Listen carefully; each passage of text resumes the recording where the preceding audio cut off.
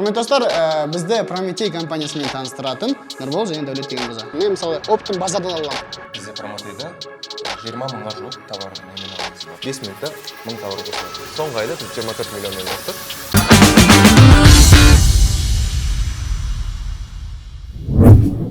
Іскердің кезекті шығарылымы. Бұл шығарылымда біз сауда жайлы айтатын боламыз. Онлайн сауда, офлайн сауда.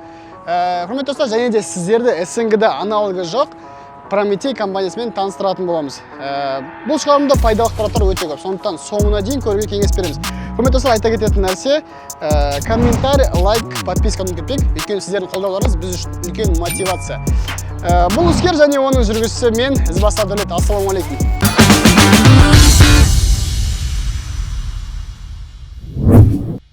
Құрметті достар, бізді Прометей компаниясымен таныстыратын Нұрбол және Дәулет деген мырза. Ассалаумағалейкум. Қарапайым тілмен алғанда, Прометей деген не? Түсіндіріп беріңізші. Прометей қарапайым тілмен айтқанда, бұл маркетплейс бизнесмендерге арналған. Екі бизнесменге. Бірінші бизнесмен ол поставщиктер, товарны жүрген. Екінші бизнесмен ол товарды сататын, Каспиде, Вайлберсте сататын кәсіпкерлер. Союз взаимодействие поставщикпен и товарды сататын магазин. Жалпы товар бизнеспен жүрген адамдарға соларға арналған платформа, мен түсінген бойынша.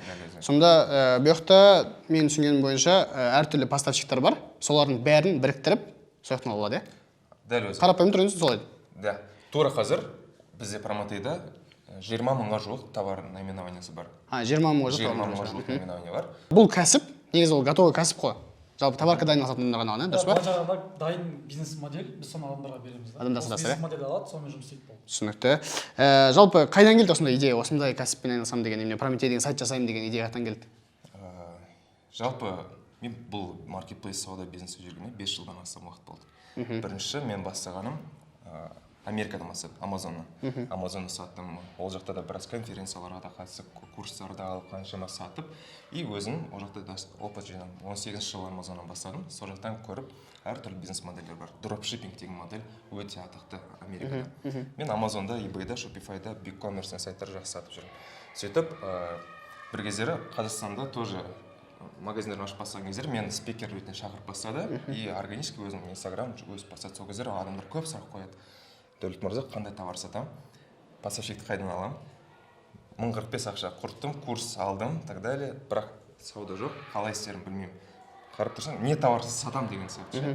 Осы сұрақтар қоя береді да, и бір кездері менде өзім интернет-магазиндерінде, Қазақстанда 5 интернет-магазин бар да, и солардың подряд 20 мың наименование, 18 мың копейками наименование, бірдей сатып жүрдім.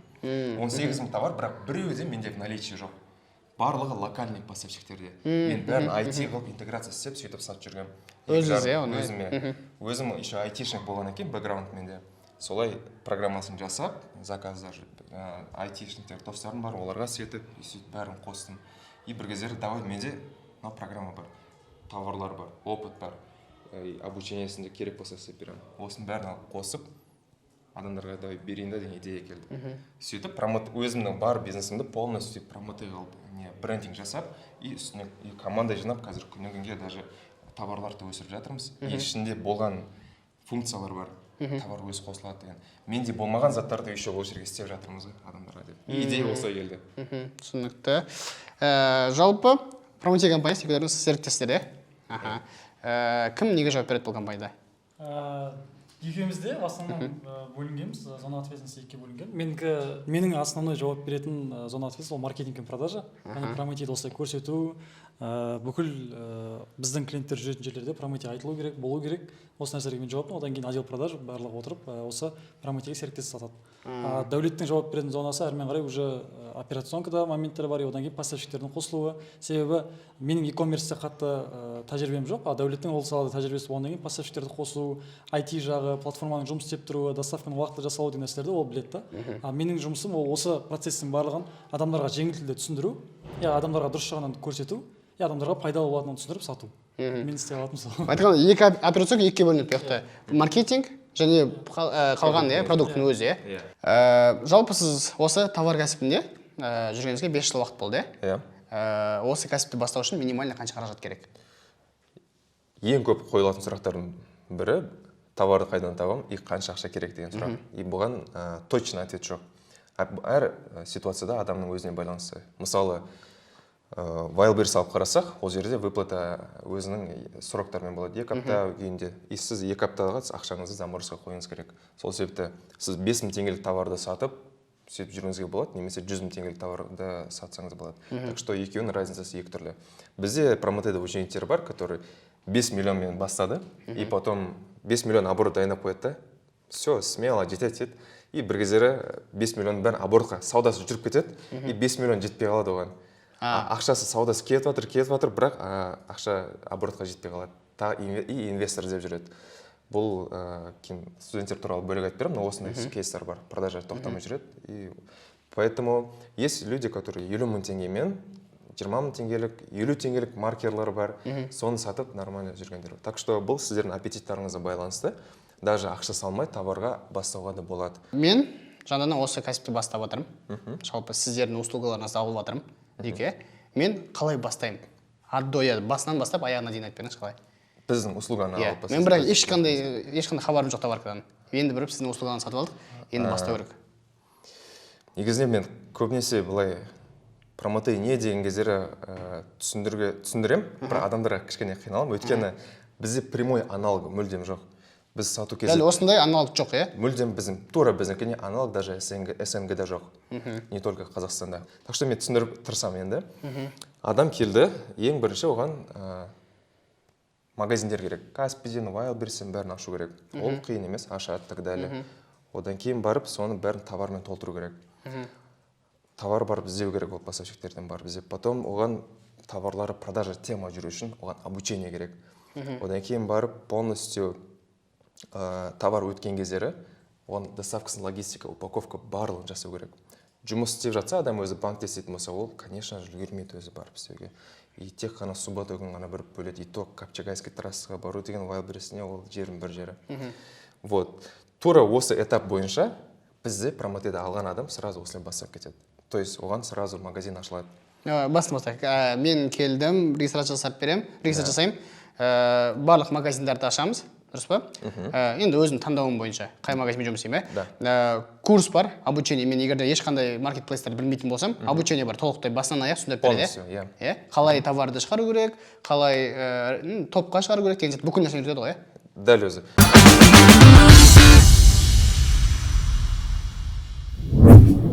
Жалпы біз қазір қай жердеміз? Біз қазір Алматы қаласындамыз, біздің офисте. Бұл жерде біздің отдел продаж отырады, және де трекердің кейбір составы отырады осы жерде. Бізде промотейдің ішінде... Трекер ол айтишниктер ма? Трекер сол промотейді алған адамдарды үйрететіндер, көмектесетіндер. Бірісімен былай айтқанда куратор деген. Кураторлар ғой, Кураторлар олар егерде кері байланыс берсе, трекерлар бізде апта сайын задача қояды да артынан қуалайтындар ғой.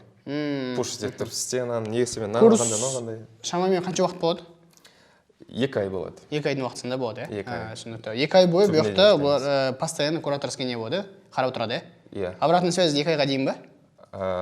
Обратная связь именно... Обратная связь бізде серіктес болды ма, бізде обратная связь всегда бар. А вот именно трекерство, акселерация деп айтамыз, біз өзіміз IT-компания болған екен, IT-тілмен сөйлегенде акселерация деді. Ол деген ускоренный обучение. Бағанағыда офлайн келіп несін разбор жасап, бүкіл команда ашып полностью қарайды. Хакатон жасау ол 2 ай болады. Түсінікті. Ол өзі бастан аяқ жетіп жатыр. Жалпы офисті таныстырып өтсеңіз, кім қаяқта отырады, кім неге жауап береді? Да, бізде командада штатта 12 адам, ал аутсорса одан да көбі. Маркетингтер, IT, он бар бір аутсорса. Бұлай таныстырып өтсек, Алтынай ханым, отдел продаж. Бізде негізінде әр командамыздың мүшесі өзінің бэкграунды бар мықты. Алтынай ханым мысалы Қытайда оқыған, еще лингвист, өзі қанша тіл білесіз?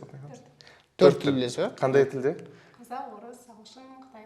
Қазақ, орыс, ағылшын, Қытай, Да. И Қытайда біраз жыл оқып келген опыты бар. И біраз еще продажадан опыты бар. Өз ісін білетін адам. Бізде әр адам командада өздерінің магазиндері бар. Сіздердің әрқайсыларыңыз бөлек магазиндеріңіз бар, Иә, и өздерінің промотейді қолданады. Алмас тікелей бұл кісілер клиенттермен жұмыс істейтін, продажниктер, клиенттермен жұмыс істейтін продажниктер и өздері де магазиндер. Түсінікті. Алмат мырза тоже бэкграунды, бұл кісі аспанның адамы ғой. Не, пилот болған. Иә? Пилот болған. Мамандығыңыз пилот. Иә. Негізгі мамандығы пилот. Пилоттар енді тілін қандай тілде сөйлейді деп сұрамақ қойған дұрыс. Бәрі ағылшын, ондай бәрі грамотный келеді. Алмат мырза осы бекерде жұмыс істеген. Қазір да осы біздің команданың мүшесі ценный. И магазиндеріңіз бар өзі. Иә, өзім БКР-де шуға сіздерге скидка беретін бе, да? тегін шығыз. Прометейде скидка беремін сіздерге. Ондай бар ма? Жалпы сіз Прометейді пайдаланғаныңызға қанша уақыт болды? Прометейді пайдаланғаныма 2 айдан асты. 2 айдан автосы ма? Мен қалай көңіліңізден шығып отырмын негізі. Әрине, көңілден Иә? Түсінікті. Сіз өзіңіз жеке магазиніңіз бар, иә? Жеке магазин, интернет магазин бар, Сату.kz-де, Сату.kz арқылы сатамын. Негізі сізде основной маркетплейс сіздікі Сату.kz, иә? Сонымен Түсінікті. бастадым. Дальше? Продажаларыңыз айтсаңызшы, қанша продажалар бар сізде? Қанша продажа болды? Сіз продажа, давайте сол туралы сөз кетейік. Продажа осы уақытқа дейін 1 миллион оборотта жасадым.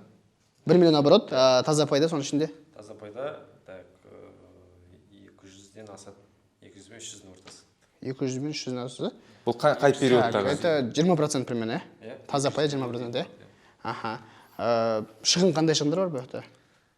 Қандай шығындар? Промотейдің несі тек сатып алатын подпискасы болды. Былай ешқандай шығын жібермейсіз? Клиентпен 100% предоплата кесіп, солай жұмыс жасаймыз. 100% предоплата аласыз, несесе. Секрет болмаса қандай нишамен айналысасыз? Ниша әртүрлі, қай товар өтеді, соны сатамыз. Негізі барлық товарларды выставлять етіп қойғансыз, қай товар өтеді, без разницы сол.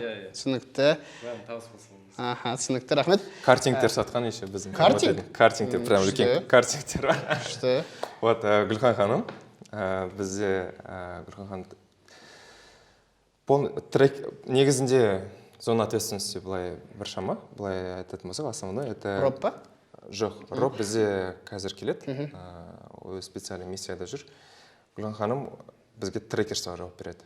Трекерствоға полностью. Сіз тікелей клиенттермен сізде сөйлесесіз, иә? Иә, жалпы сабақтың өтуі, партнерлеріміздің нәтижеге шығуы, олардың сабақты түсінуі, трекерлердің қаншалықты жауап беріп жатыр, қалай түсінікті жауап беріп жатыр деген сияқты олармен кері байланыс, жалпы ұйымдастыру осы функцияларда. Дәл қазір қанша адам оқып отыр сіздерде қазір? Қазір нақты енді саны айта алмаймын. Жоқ, шамамен орташа есеппен. 100-ден асады. 100-ден асады адам оқып отқан, иә? 120. 120 адам ба, нақтырақ. Сіз өзіңізде магазиніңіз бар ма? Жоқ. Сіз онымен аспайсыз, иә? Сіз тек қана кураторсыз ба? Иә, енді қарастырып, теория барысындамын, теория зерттеу барысында. В процессе. Түсінікті. Рахмет, ағарай жалғастырайық. Мақсат мырза, Мәкең, в общем, бұл айтқанда, менің досым, бұрыннан бері таныспыз, одан кейін бұл кісі де мен өзім Прометейға дейін де бұл кісі мені өз обучениемді өткен, и өзі айтып берсін, уже қаншама, біршама нишаның бәрін специя, біршама. Қазір компанияда бұл макет тоже трекерствоға жауап береді. Егер Гүлхан ханым біз организационный моменттерге и методика жауап берсе, мақсат больше такой технический жағынан жауап береді. Операционный моменттердің. Иә, мысалы, Каспимен бізде автодобавление бар ғой. Адам мысалы Прометей 1000 товар таңдап алды, и олар біз автоматын Сату.kz-ға Каспиге қосып береміз. Суретімен, описаниясымен 5 минутта 1000 товар қосылады. И соның бәрін... Сонда, қазір мен ақтырақ алайық, асықпай. Да, сондай моменттерді Мәкең істейді. Сұрақ қойайын. Сонда мен қандай товар сатам деп ойлаймын. Мысалы, белгілі бір товарды сана аламын, где-то бір 200-ге жуық товар, иә? Мен оны ешқайсысын товар етпеймін сонда, иә? Оны бір мезетте, бағасын қалай қоямыз? Бағаны? Бағасы бізде Прометей порталында өзінің розничный бағалары бар. Сіздерге сол бағалармен қойылып шығады. Каспи магазинде болса, Каспи магазинде, Сатуда болса, Сатуда. Ол қанша процент өті розничный баға? Ол товарға байланысты жалпы. Әр товарда өзінің розничный бағасы болады. Және оптовый бағамен аламын, бірақ Каспиға уже розничный бағамен автоматически қойып кетеді. Мен ол өзгерте аламын ол бағаны? Өзгерте аласыз. Бізде брендтер бар, мысалы, Прометей. Біз Прометей тек қана официальный поставщикпен жұмыс істейміз. Официальный болғаннан кейін, мысалы, оның ішінде Asus, Xiaomi'лар бар, Bosch, Kitford, Fissmann, өте көп бренд. Қанша вообще 300-ден астам бренд. 300-ге жуық бренд бар, иә? Негізі адамдардың сұраныстары. Адамдардың сұраныстары, иә, бірақ былай, Wildberries, Сату, Каспи и OLX қой. Жалпы мен сіздерден жалпы бастап жатқан адаммын, маған осындай офис керек па, әлде мен жалғыз өзім бастай аламын ба, маған команда керек па? Абсолютно онлайн бастай бересіз. Команда мүлдем қажет жоқ. Смотря қалай басып жатсыз, егер де интернет-магазин болып басып жатсаңыз, жеке там промотея жоқ, так далее, ол кездері тоже офис керек емес, бірақ сіз бір уақыт бөлуіңіз керек күніне 4 сағат, 5 сағаттай, потому что поставщик іздейсіз, алып келу керек товарды, даже 4-5 сағаттан көп уақыт кетеді. Мысалы, барахолке барудың өзі ол жерге 1 сағат железо бетонна кетіп қалады, в одну сторону, қайтып келесің, товар іздейсің, 3 сағатын кетті. Вайлберске апаруың бар, упаковкың бар. Бір күнің кетіп қалды. И сен тапқан пайдаң саны олдың. Екі продажа болса, қанша адам әртүрлі 500 теңгеде табатындар бар мысалы. Ал егер де былай бастасақ, промотей арқылы логически абсолютно онлайн, даже Орал, Атырау, басқа жақта отырып істей беруге де болады. Потому что операционканы біз жасап отырмыз. Ойлаңызшы, біздің бүкіл поставщик 20 мың. Алматы бір, Байсерке, Илийский тракт, соның бәрінде орналасқан. Біз соның бәрін өзіміз жинаймыз да и центрға алып келеміз. Центрға апарып, жаңағы складтарына әрқайсысын өзінің складына апарасыздар, упаковать етіп, өзінің ережелеріне қойыңыздар. Иә, соның организациясына біз жауап береміз. Сонда қараңыз, мен бастадым, мен просто заказ табам, менің жұмысым клиент табу, ағарай бүкіл функцияны сіздер атқарасыздар. Клиент таптым, сатып алдым, и айтамын, міне мен осы жерге апаруым керек деймін, болды. Все, мен ағарай сіз тауарды барып алып келесіздер, барып упаковать етесіз, ол бәрі сіздердің функцияларыңыз. Біз жақтан. Түсінікті. И магазин бәрі ол біздіңкі емес, сіздердің магазиндеріңіз болады. Брендтар бәрі өздеріңкі, ИП өздеріңкі. Біз грамма уақыт алмаймыз.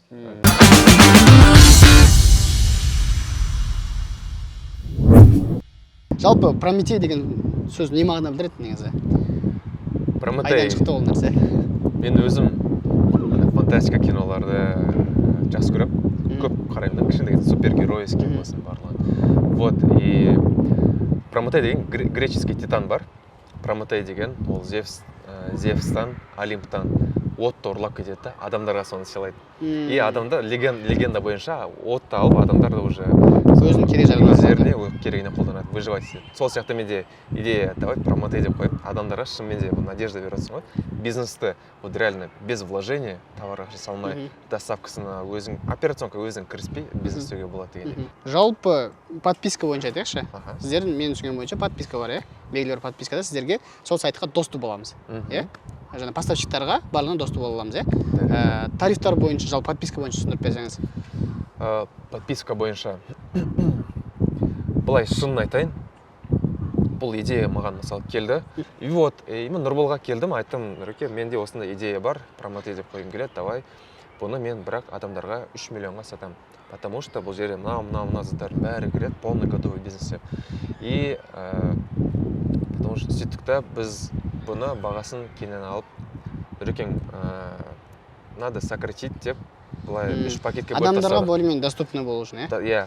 Доступны болу үшін 3 пакетке давай бөліп тастаймыз деді. И потом тұрды әртүрлі тариф істедік. 3 тариф бар қазіргі таңда.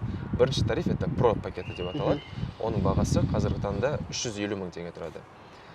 Ол 3 айға доступ, курсқа доступ болады, Каспий сату OLX интернет-магазинге, и потом товарларға доступ болады. Ал екінші пакеті ол 550 мың теңге тұрады. А бірінші пакет тағы да нәрсе бар, 50 мың теңге біз кэшбэк береміз. Товарды сатып алғанға ақша береміз. Старт. Ол товар ақшаң қайдан аламын деп жүрмейді да. Адам үйренді, бизнес ашты, и товарға да ақшасы бар, товар поставщикте бар. Блин, бүкіл зат сеніп қойған ғой уже. Готовый, да? Екіншісінде 550 мың. Ол жақта то же самое 50 мың теңге кэшбэк. Ол жақта бірақ 3 ай емес, 6 айға доступ беріледі. 50 мың теңге кэшбэк, оны қандай неге қолданамыз? Біз товарға қолданамыз ғой. Товарға қолданады. Потому что Wildberriesке жібереді, сатып алғанға ақша керек. Ақшасын ол 2 аптадан кейін алады. Соған біз 50 мың теңге беріп бірінші көмек ретінде. И ол жерде екінші пакет 6 айға доступ, и потом 550 мың теңге тұрады, и ол жерде курс Каспий сату OLX и плюс Wildberries тоже кіреді. Біріншісіне Wildberries кірмейтін еді, екіншісіне Wildberries кіреді. И біріншісінде трекерсі жоқ, екіншісінде жеке трекері болады. Трекер деген ол кері байланыс қой айтқанда, Кері байланыс деген біріншісінде де бар. Служба поддержки сияқты. Бірақ трекер деген ол прям үйретеді еще, телефон звондайды, сұрақтарын сондай қояды, интеграциясын істеп береді. Одан кейін барып клиентпен қалай сөйлесем деген несін соларды үйретіп отыратын адам. Ол айтқанда мұғалім сияқты ғой сен, толықтай сен жүргізеді. Иә, дәл өзі. Түсінікті. Аха. И үшінші пакеті бар. Үшінші пакет бар, Бұл ең жирный пакет, ең тәтті пакет. который бізге негізі шыны керек почти себестоимостьпен сатылады. Өйткені мен потому что идеямен келген кезде Нұрболға Вообще ақша таппаймыз бізде. да, бұдан потому что мен қазір айтып беремін, адам уже о деп логически түсініп қаласың. Маған бағасын түсірді. И потом адамдар рассрочка қалады. Рассрочканы еще 1 миллионнан қымбат көп бермейді. Сол үшін де осындай бағаны қойдық. И бұл жерге мысалы не кіреді? 1 жылға доступ. Одан кейін барып сату кезет аккаунт біз өз қалтамыздан алып береміз. Сату кезет аккаунты ол 100 мың теңге тұрады. Минимальный сату кезет аккаунты 100 мың теңге. 100 мың теңге. Ол тіркелу үшін, Тіркелу үшін оны 1 жылға доступ алу үшін. Біз соны 100 мың теңгеге алып береміз. Осы ішіне миллион ішіне кіріп кетеді ол. Он миллион ішіне кіріп кетеді. Сату кезет алғаннан кейін, мен сату кезет официальный ресми серіктесі болғаннан кейін біз еще кэшбэк тірсеміз. 84 мың теңге оның счетына құйып береміз. Рекламаға қолданады. 100 мың теңге 1, 84 мың теңге рекламаға қолданғанға 2. Одан кейін бар жеке интернет-магазин сайты болады, онда готовый. И потом біз Google-дың маркетплейсы бар, Google Shopping деген инструмент. Ол жаққа средний рыночно қазір шығу үшін, ол таргет сияқты да, он таргет настройка ақша бересіздер ғой. Google маркетплейске шығу то же самое, услугасы $500 тұрады. Біз соны тоже төлеп береміз. Оны настройкасын біздің партнерлар, официальный партнер, Google-дың партнерлары бар, Украинада отырады олар, мықты маркетологтар, солар алып бізге жасап береді. $500. Ол тоже төленіп қояды. Плюс Google Marketplace әргі кликқа ақша алады, Google-ның өзі. Instagram таргет тоже ақша алып отырады, кликқа, бюджетқа қоясын. Біз сол бюджетіне 50 мың теңге тағы құйып береміз. Бағана 100 мың алып бердік, 84 мың құйып бердік. Google Marketplace-ін тоже подключение істеп бердік, ақша тұратын. И плюс оған тоже 50 мың теңге алып қосып бердік. Осының бәрі ақша отыр. Осының ішінің бәрі кіреді, е? Бәрі кіріп жатыр. И плюс трекер бар бағанада. И плюс 2 ай бойы акселерация. 32 сағат бойы, 32 сағат 1-2 ай үйретеміз. Оффлайн кездесулер болады. Оффлайн кездесуде біз басқа спикерлер шақырамыз, бәрі жабылып тұр үйретеді. И ол жердің әр спикерлердің ақшасы бар, соның бәрі ойлаңыз 2 ай бойы каждый вторник, четверг күні бізде сабақ болады. Сол да кіреді. И плюс 1 жылға осы контракт бар. Осы жалпы сіздер тіркелген адамдардың, подписка сатып алған адамдардың қанша пайыз жұмыс істейді негізі? Жұмысын жалғастырып жатыр. Промотей бойынша ба? Иә. Егер былай айтатын болса, қазіргі платинум пакетті алайық, санайық, оның ішінде 30-ы бар, жартысынан көбі точно уже результаттарын жасап бәрін істеп қойды. И продолжительно продажа істеп жүргендер. Қалғандары олар 1-2 рет продажа істеп, потом барып уже семейный обстоятельствомен істемей жүргендер. Бірақ оларды уже істеген адамдар результаттарын уже. Осылардың арасында ең үлкен чек көрсеткен адам қанша? Жалпы оборот қанша? Ең үлкені. Примерно сіз білетіндер. Бұл жерде, по-моему, Садунур бесспорно Садуақас және Нұршат деген кісілер, әйел мен күйеуі. Олар Сарыағаштан келген, 28 жыл бойы сол ауылында тұрып, соқтан өсіп Алматыға көшіп келген жақында. Осы кәсіппен айналысам деп па? Иә, осы жалпы Алматы үлкен қалаға келіп кәсіппен айналысам деп келген кісілер. Бұл кісілер 6 аптаның ішінде 3,5 миллион таза пайда тапты. 1,5 айдың ішінде 3,5 миллион таза пайда тапты.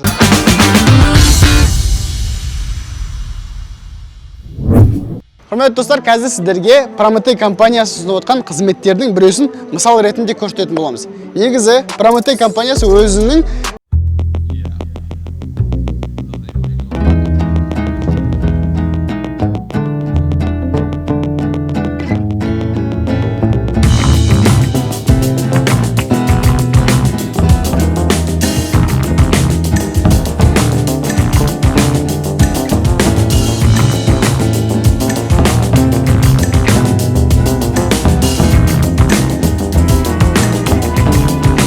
жердеміз. Біз қазір Вайлверсен складындамыз, жаңа складындамыз. И мынау Копчегайская трасса. Осы Копчегайская трассаны примерно Вайлверсен складын білмейтін адамдар сразу компас заправкамен ориентир ала беріңіздер. Осыған жетпей, осы жерде тура екеуі бірдей орналасқан склад Вайлверсенка. Бұл қаладан былай айтқанда 50-55 1 сағаттық жол. Так что сразу дайын болыңыздар. Бұл жерге келіп айналысып. Пробка болмаған кездің өзінде. Пробка болмаған өзінде жердің бір жері мен өз машинамен шыға салып қазір келе салдық та. Егер де таксимен келсеңіздер, уже бағана 3,5 теңге Яндекс көрсетіп тұрды. В одну сторону. В одну сторону, иә. Так что оңай жұмыстардың бірі емес ол ше. Жалпы бұл жақта сіздердің функцияларыңыз қандай? Сіздер немен атқарасыздар бұл жақта? Вот, юридически айтатын болсақ, Прометей это комплекс услуг, доступ к информации, обучение, материал и так далее, оның бәрін айтып жатырмын. Оның ішіне бізде не кіреді? доставка товара кіреді и fulfillment услугасы кіреді. Fulfillment товардың упаковкасы, штрих-код, маркировка барлығын жабыстырамыз. Wildberries складын Wildberriesке, Каспийдікін там Каспийге, сатуға деген сияқты. Немесе клиенттің өзіне напрямую клиентқа апарып береміз. Осындай услуга да бар бізде. Вот, упаковкасы барлығы это уже біздің жауапкершілік. Ал полностью ол сіздердің мойындарыңызға аласыздар. Біз өзіміздің мойнымызға аламыз ол моменттердің бәрін. Түсінікті. Жалпы қазір біз мысал ретінде Wildberries складына келіп тұрмыз. Дәл осылай қаланың шетінде Каспийдің склады бар, сатудың склады бар, тағы да қалған барлық складтардың бәрі негізі шет жақта орналасқан ғой барлығы. Как правило, складтардың барлығы складской райондар, қаланың шетінде орналасқан. Там замлердің складтары бар қаланың ішінде, мысалы, олар там өзінің ограничениялар бар, 10 кг, 15 кг деген сияқты. Но уже габаритный товарларды, олар микрорайон Атырау деген бар, вот ол қаланың шеті Рысқұлова жақта. Сол жаққа алып бару керек негізінде товарларды. Вот. Біз ол функцияны бәрін біз өз мойнымызға аламыз. Еще мынандай момент бар ғой, Каспийден клиент басқа қаладан заказ берген кейін отмена жасап қалса, оны алып кетіп, оны да біз өзіміз күшпен алып кетеміз. То есть возврат болса, сіздер аласыздар. Біз алып кетеміз оны. Соны ол возврат тек қана ол қаланың шетіндегі микрорайон Атыраудан ғана. Ол жаққа барудың өзі тоже бір ғанибет. Ол жақтан да біз өзіміз алып кетеміз. Алып кетіп бересіз. Мысалы, жай қарапайым OLX-тің примерно алайық. Мысалы, OLX-та басқа қалаға заказ түсті. Сіз оларды доставка жасап бересіздер ме басқа қалаға? Басқа қалаға болса, без проблем. Бізде қалада поставщиктердің барлығы осы Wildberries склад сияқты жердің бір жерінде әр жерде орналасқан. Біз солардың барлығын за свой счет алып жинаймыз да центральный складқа дейін өзіміз счеттан алып келеміз. И центральный складқа уже біз курьерский службаға шақырамыз, басқа қалаға алып кететіндер. Там DHL болсын, Post KZ болсын, бәрі алып кетеді. Біз даже сол товарлардың бәрін алып кетуге біз өзіміздің специальный фирменный машинамыз бар. Арнайы сіздер осыған машина артадыңыздар, жүк таситын машина ма? Жүк таситын машина, прям біздің брендированный, промотейтін бренд болу бойынша бізде полностью өзіміз машинаны алғанбыз. Wildberries складында жүргендер көріп қалуы мүмкін ғой специально. Иә, оны көріп қалуы мүмкін. И бір жағынан бізді курс деп ойлайды көбісі, бірақ біз курс емес, біз IT компаниямызды. И біз уже міне бірінші машинамызды бисмилля деп алдық та. И енді біздің жоспарымыз бойынша машиналарды көбейту прям, потому что біз курьерский да услуга көрсетіп жатырмыз ғой. Сол себепті прям анау Ларгус емес, прям қазір уже Toyotадан бастайық деді, қазақша Toyota деп ше. Арғыда енді көреміз. Мысалы, бір товар осы жаңа сіздердің склад поставщиктан алынып, заказ түсті дейікші. Заказ түсті дейік, бір товар поставщиктан алынды, осы жаққа келіп, өткізілді, и ана статус өзгергенге дейін, Wildberries статус бар ғой, өзгергенге дейін сіздер жауап бересіз безопасностьтен. Иә.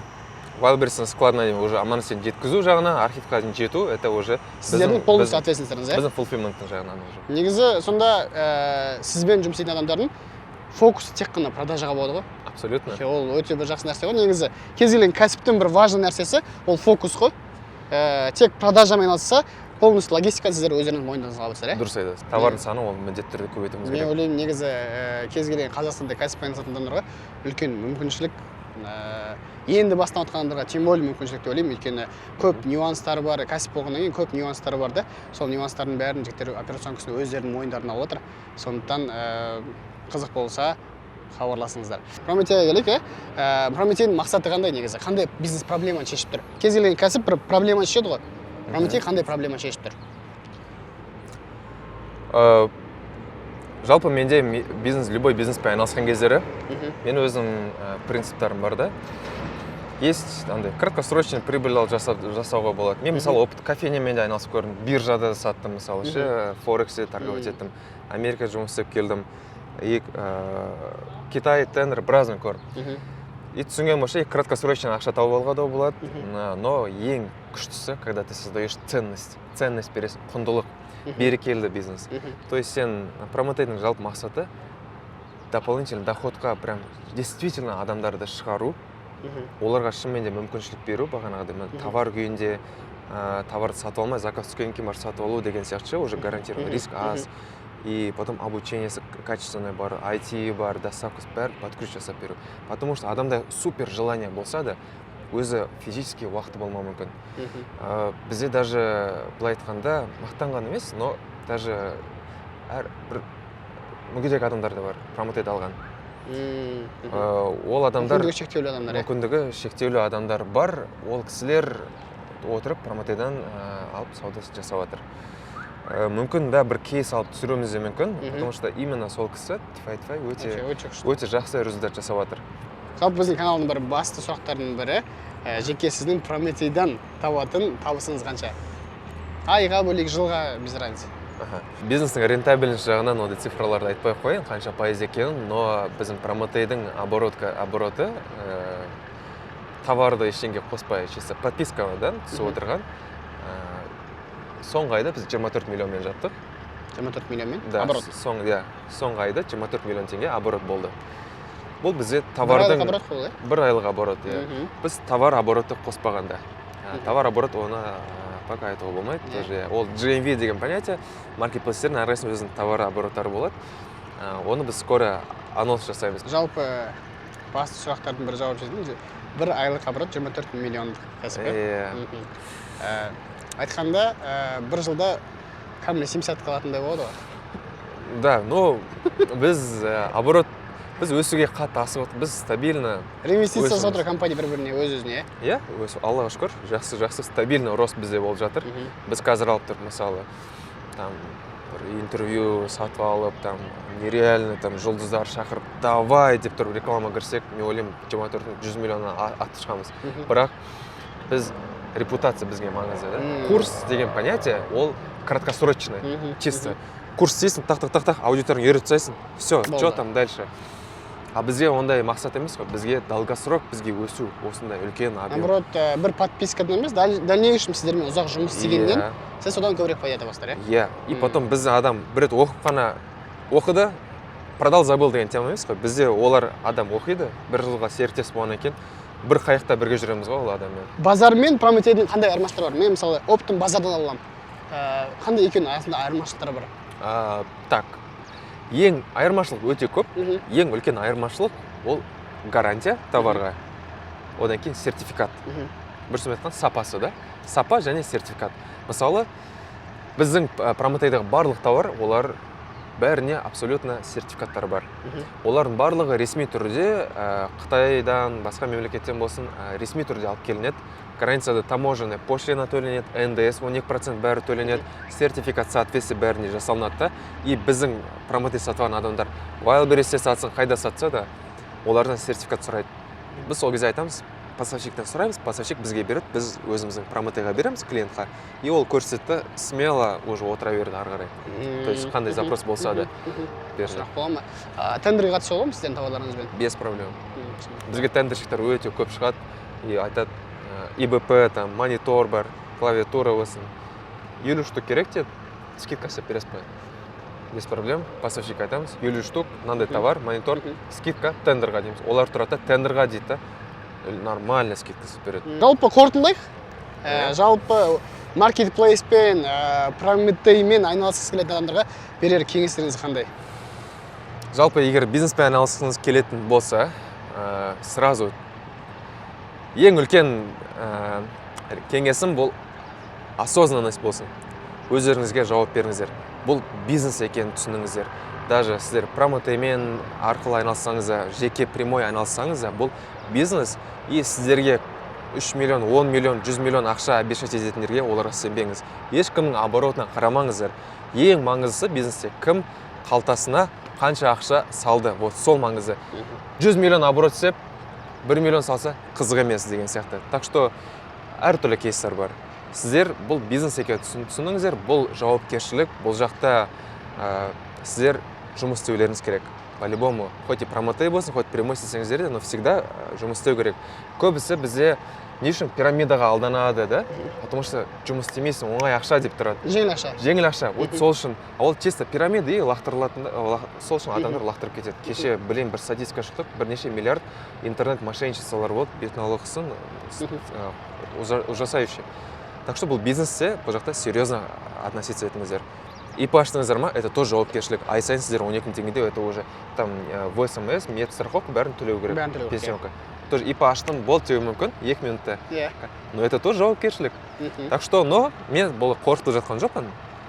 Бизнестен керемет, бұл свобода береді, жаңа мүмкіншіліктер и жаңа бір өзінің сознанияңыз ашылады. Вау, прям осылай онлайн арқылы шынымен сатуға болады екен ғой деген сияқты. Менде қазір мысалы Америкада товарлар бар сатылып жатыр, и потом вау деген сияқты ощущение ғой. Россияда сіздер вайберсе, Россияда сатылып жатыр. Вообще керемет. Сол сияқты.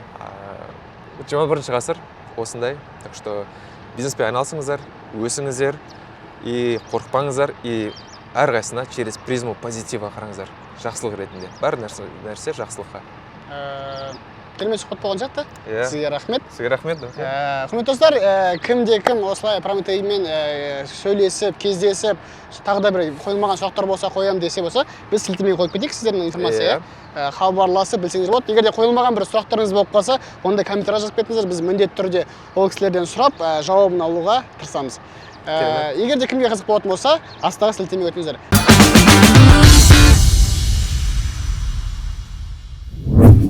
Іскердің кезекті шығарылымы аяғына жетті. Соңына дейін көрген үшін алғысым шексіз. Құрметті достар, осы шығарылымда сіздерге пайдалы ақпараттар көп болды деген ойдамыз. Сондықтан сіздерден қолдау күтеміз. Лайк, комментарий, подписка. Бұл іскер соңы. Рахмет.